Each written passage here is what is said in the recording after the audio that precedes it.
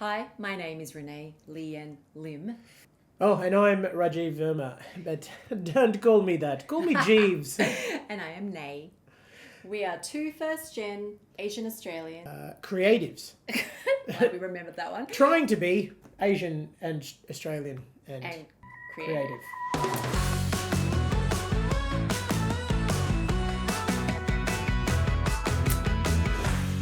So, this week because I was Asian story. Great. So this week because I was Asian, I went to this Asian theatre event. Okay. So Asian everything, like Asian creators, writers, actors, directors, the person who put it on and organised it was Asian. We're talking like Asian extravaganza. I understand. I thought something completely different to start with. I understand now. I thought you meant you went to see a Chinese film. Yeah, no, not that simple, because we're Asian. Yeah, sure.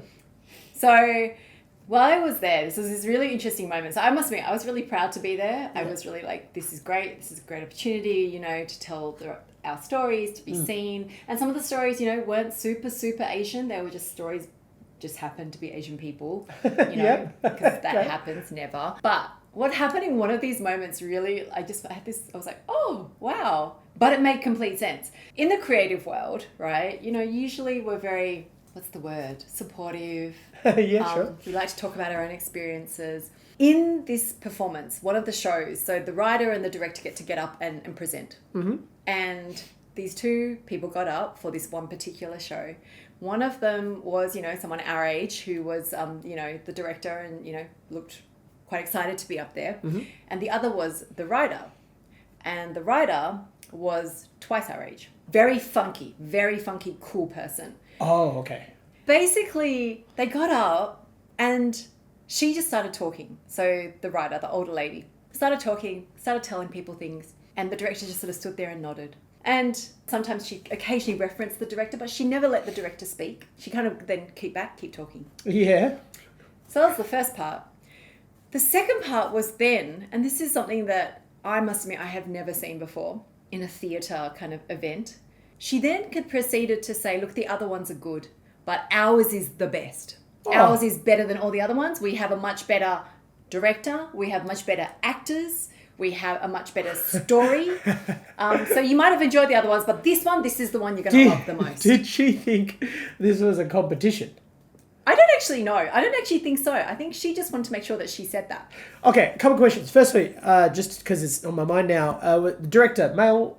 Both female. Both female directors? Yep. Okay. Still wouldn't let because if it was a male director, I could understand why she wouldn't want to let him speak. No. And so I think it was just because, and this is the thing, for me, initially I was like, oh yeah, I was just watching it. And it didn't really kind of occur to me there was anything going on until my friend who was with me, who was a Caucasian person, said, wow, that was kind of weird. Because usually, number one, you let both people talk, but number two, you don't make sure you see everyone else's things. That's right. Yeah, you don't go down on the other. And I just looked at her and I went, well, no, because she's the older Asian woman, so of course you're going to respect that and not say anything, and let like your elder speak.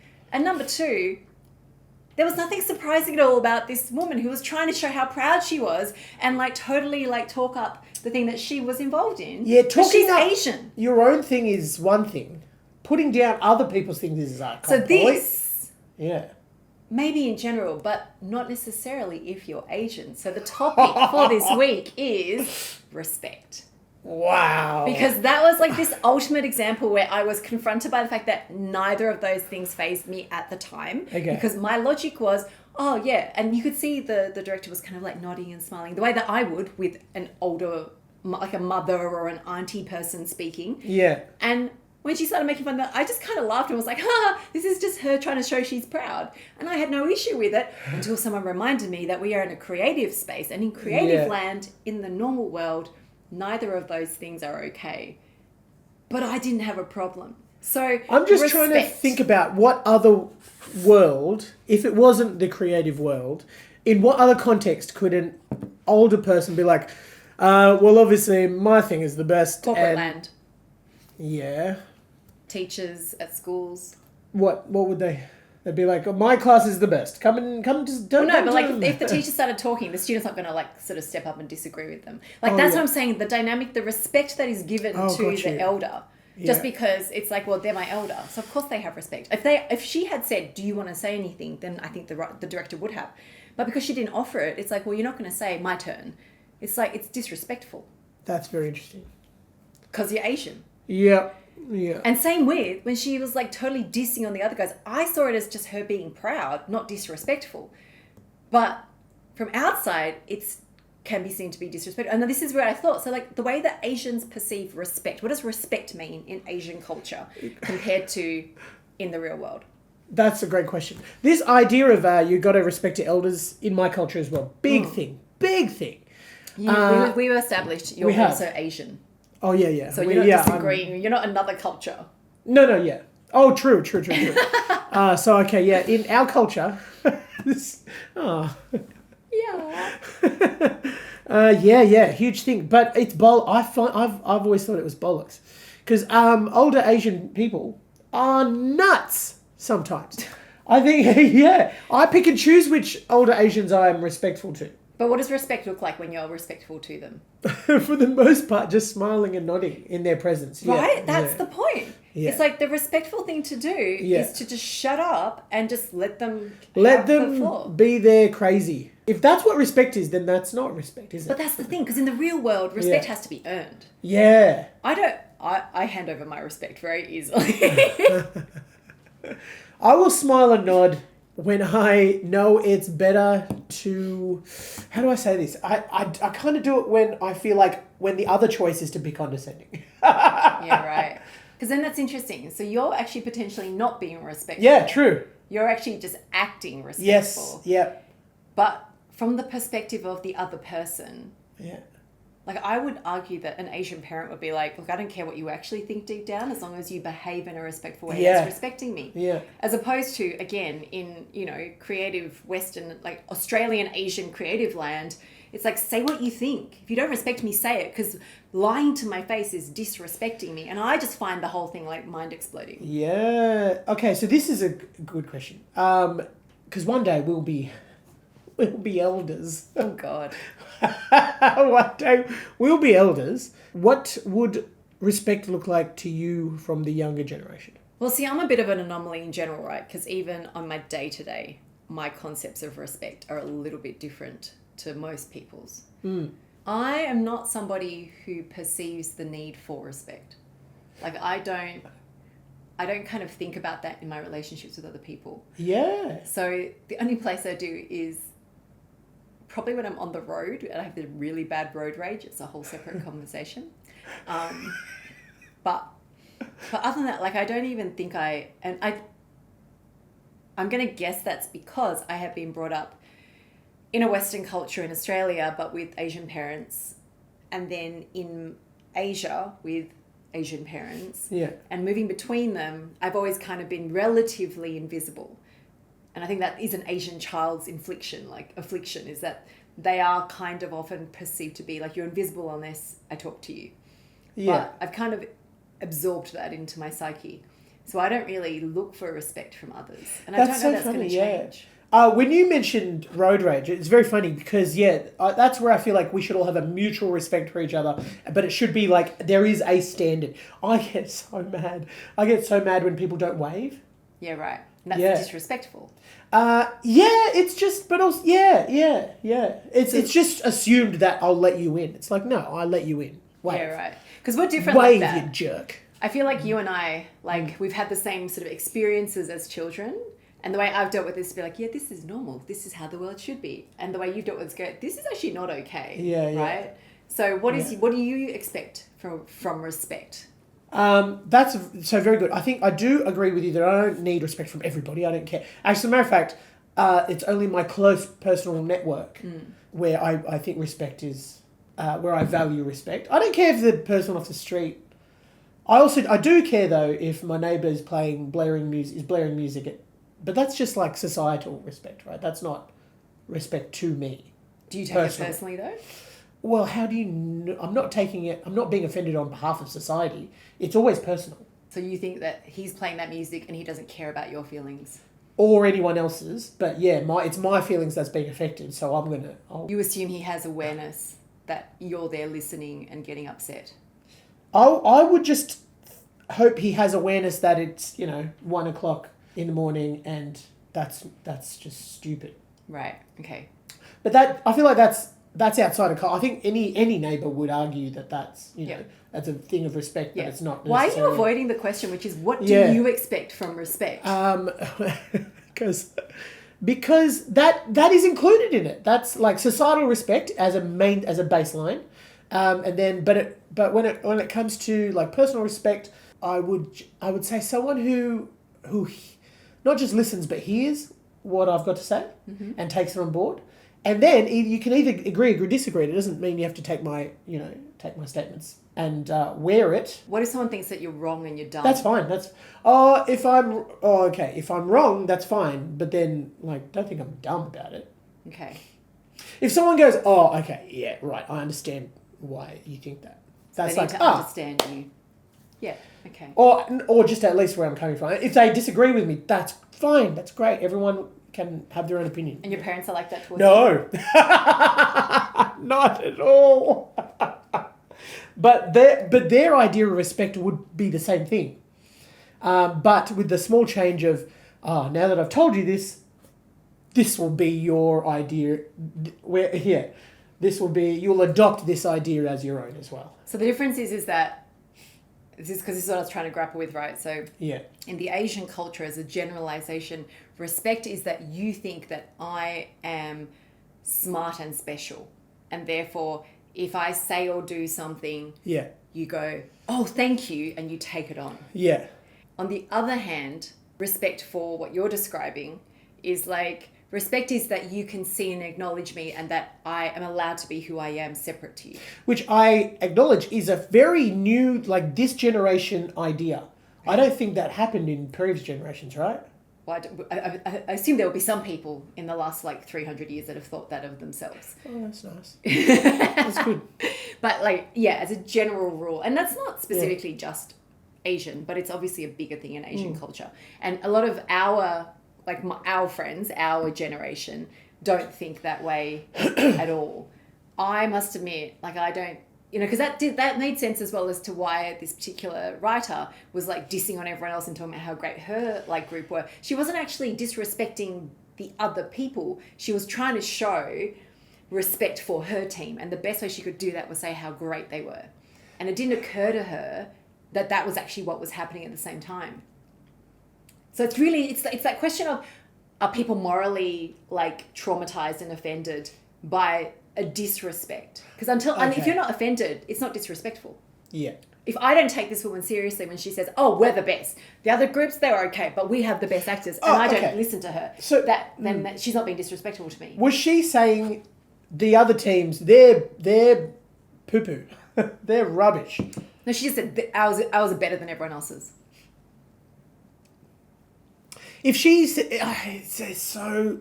This is what I mean. Yeah, what is respect? If she had said, we've got the best team, the best director, best writer, best everything, I would have been like, yeah, she's really hyping up her team. But because she said, we're better than everyone else's... But it means the same thing. No, but there is a difference. It's so interesting, right? Yeah, it's like everyone's saying we make the best caramel slice in town, or we make Australia's best caramel slice, and you're like, yeah, you do. It's not like putting everyone else down. We're just like, we've got the best one. But if your sign said everyone else's caramel slice is shit, then you'd be like, oh. Well. But what if you think you have the best caramel slice and somebody else saying that suddenly is disrespectful? So this is what I've realized. Yeah. Respect is dependent. You can only feel disrespected by somebody that you do not disrespect. You can only, say it again, you can only feel disrespected by someone who you do not disrespect. Only by someone you do respect? Yes. So you can only feel disrespected by... Oh, yeah, okay. It's like only whose opinions matter to you. Yeah. You know what that does with your head, though? Yes. So it turns you into a first-generation Australian Asian creative. That's what it does. It means that our parents respect us because they get disrespected by us. Oh, mind blown! Whoa! This is So exciting. Interesting. Because I know, I right? just thought my mum hates me all the time. She does not. No, I know that. That's... But that's a real mind shift. I care what you think about me. Yeah. I only care because I actually think that you are worth caring about. Yeah, okay. All right. That's interesting.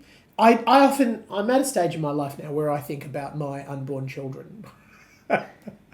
I went through a problem era as a teenager. Okay. A lot of you were rift. very rebellious. Very rebellious, Conflict. Yeah, lots of conflict between myself what and happened? my mum. Just because I always felt like I had to be right. Like, my mum would say stuff, and I would have to be like, no, that's wrong. That's all. See, that is pretty mean. Yeah, yeah. And why did you do it? Just because Because you had I to just say felt some duty to be like, what you're saying is not, you haven't backed up what you've said with fact. it. You're right. Like, she should just spit out these feelings as if they were fact. Mm-hmm. Like, Yep. not personal fact. Universal fact. Yeah, that's right. And I'd say, no, that's just your opinion on the matter. And Right. that was just, oh man, we'd have these sort of rifts. Something clicked, and it went off like it clicked like a light switch. Boom. Yeah. And maybe this was my first, maybe maturity does come in little like chunks, yeah. right? Yeah. Yeah. And respect is, like, maturity is respect. I think that's a big part. They're related. Yeah. Yeah. But then all of a sudden, it was sort of like, what if I just said yes? Ah. What if I was like, right, that's... So you don't even need to say yes, right? You probably say something like, "Oh yeah, okay," or Yeah, it's see. like, what if you just went along with it? yeah, Why do you need to impart your thing? correct. Because that's the thing, right? It's like, yeah, what she's saying is like, Yeah. you only feel disrespected and need to fight it if you care about the things she says. And Yeah, if you but kind then of- but saying yes doesn't mean I didn't care. It did. you didn't care enough about the fact that she said it. That's what I'm trying to separate out. Yeah. Yeah, but it was just this moment of clarity, and then honest. I think that one single thought fixed my relationship with my mother. Well, to a large extent, yeah. So did you feel that you were being more or less respectful by not expressing your opinion? I think by saying that I was allowing myself to listen more openly. Oh, so to be respectful. Yeah. I see. But what I'm saying is, like, by smiling and nodding, I'm not saying that, like, I don't respect your opinion, so you can say whatever you want. I didn't. That wasn't the switch that flipped. It was the sort of, okay, just, you don't need to harp on a bit. Like, just let her say what she needs to say, and it's probably for whatever reason it is, and that's okay. So you're acknowledging her as a human, that she Yeah. has like a whole other thing going on Yeah. there, other than the fact that she's just disagreeing with you. Yeah, but I remember that feeling as a kid that what she was saying, it was what she was saying that I had a problem with, not why she was saying it. So, and then I started to listen to why she was saying what she was saying, and I think when I buried down into that, yeah. Which is funny, isn't it? Because actually that's much more respectful to actually have an insight and understanding of her holistically. Yeah. And be able to go, yeah, actually, you know what? I get the bigger picture and I don't need to fight with you for like Yeah. just cause. Mm. But before that, you would have thought it would be disrespectful if I didn't make sure that you understood. Yeah. Like, to be respectful to me and you, I need to be able to tell you. Which is... It's such an interesting mindset. Can you understand why student politics are Oh so my God, impassioned? yes, It's yes. just so... And then when you see... I remember being a student, being so impassioned about stuff that you have to be like, yeah, this is right. After a while, you're like, you sort of see society as a whole, you're like, we need both sides. Yeah. And in fact, if you want people to come on your side, you have to be respectful. Yeah. And I think that's why I dish it out like easily. Yeah. I will respect anyone and anything that doesn't try to hurt me actively on purpose. And I add those two words at the end, because if it's accidental or you don't realise, it still doesn't count for me. Yeah. Actually true. Jeeves will vouch for that. But I'm like, if you're not trying to hurt me, then I will respect you. Because I will assume that you are an intentional, well-meaning human that is trying to get by in the world in your own way. And Well, I just don't know enough about you. I even beyond intentional well-meaning, I think I don't think anyone has the well-meaning. Like, I think well-meaning is intentional. Outside of that, everyone's just trying to survive and do their own thing. So that's what I meant by well-meaning, though. I mean, they're not like trying to own meaning, though. Yeah. Yeah. They're not there going like, I'm trying to hurt you. I'm trying to hurt you. Like they're just doing their thing. They're they don't doing realize. their thing. Just like trying to the make guy their way. who is playing his music at 1 a.m. through the other side of the wall. He's just trying to survive. Maybe he had a breakup. Maybe the song is Brick by Ben Folds 5, played about 27 times. He is a bitch. Like, I'll get. Sorry to whoever you are out there. I'm not. I don't know you. I'll blur this out Whoa! in the edit. Whoa! Okay. Yeah. So here's a second question then around respect. Great. Respect in the arts. So respecting the arts. So we just described this, right? We just said, first of all, Okay. disrespect can only occur if you care about what that other person thinks. You respect them in the first place. Yeah. There's a lot of things in the arts where you would kind of go, I shouldn't be offended by this artistic piece or this creative piece of work because I actually don't personally care or respect myself, the person who's created it. Yet we get the arts gets very personal very quickly. There's so much, there's lots of jealousy in the arts community. Just interesting. Yeah. Here's my view on respect to the arts is, number one, first and foremost, art is subjective. Yes. Which means there are 1,000,001 ways to skin a cat. Do whatever you want in comedy, okay? There is not just one style of comedy, and just because one person has that one style of comedy, it's you're competing with that one person. Mm-hmm. If you have similar style of comedy, it's just so varied and so broad, and so subjective. You can't be. We're all in the same boat. But the flip side, so because it's come back to respect. I mean, there's a bigger picture here, right? But the point is like, why do we all feel often so disrespected by someone else's art form just because we don't like it or don't agree with it? Because in the end, I feel like being creative is very personal, and you feel like everyone who's trying to be creative next to you is like a personal representation of you or an affront to you. Okay, is this as a creative thinking about another creative's work, or as a what we call normies? Yeah, either way. The non-creatives. Either way. Oh, okay. So why would you feel disrespected by another person's... Well, okay. Maybe art is also created to make you feel something. That's the thing, right? As well. This is what I mean. Like, it's so interesting. Yeah. So, but as the creator, if I'm intentionally making something that I would like that, there would be intent behind making you feel that way. I'm about to see a play next month that has very Asian themes. Okay. But in jest, it's a comedy. It speaks to a lot of Asian themes in Australia in the 70s, and some of the jokes are intentionally written to be racist because it's talking to the time. Yeah, absolutely. But there are still racist people around today, by the way. Just what? No, I've never seen such things. But some of the cast members are having second thoughts about these jokes because it's like, we don't want to step on toes. But here's the thing: the art as it's created, that play, it's meant to do that. It has to. You have to double down on these jokes and say them in the way that it was meant to. Oh, I just turned this off. That's someone being offended by my jokes right now. No, these jokes have to come out in the way that it was intended, so that people feel that and realize, that is a joke on the time. So are you allowed to feel disrespected in the creative world? That gets interesting. Because if the point is that, I've created this art form in my own way and I'm here to tell my messaging and my story and you receive it however you like. Yeah. And I'm not telling you individually. So it'd be different if you created an entire film or theatre piece or built an artwork or a card and sent it to one person, then absolutely. That person can afford to feel... It's okay. Taylor Swift's entire album collection is all aimed at her ex-boyfriends. I think they're allowed to feel disrespected by her art form. But is anyone else allowed to feel disrespected by that piece of art? I think it comes down to the same thing that I said before. I think if you're disrespected by what is being presented... look, have your little fit, whatever. If you're disrespected by why it was presented that way, then maybe you have a point.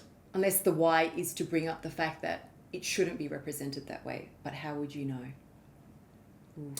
Oh yeah, as in how it's meant to be. Yeah. I think if you are disrespected on all three levels, why, how, and what, then you've got a point. If it's just the what that's been presented, and you're like, oh, okay, great example. I thought this was very funny. Do you remember? Was it last year?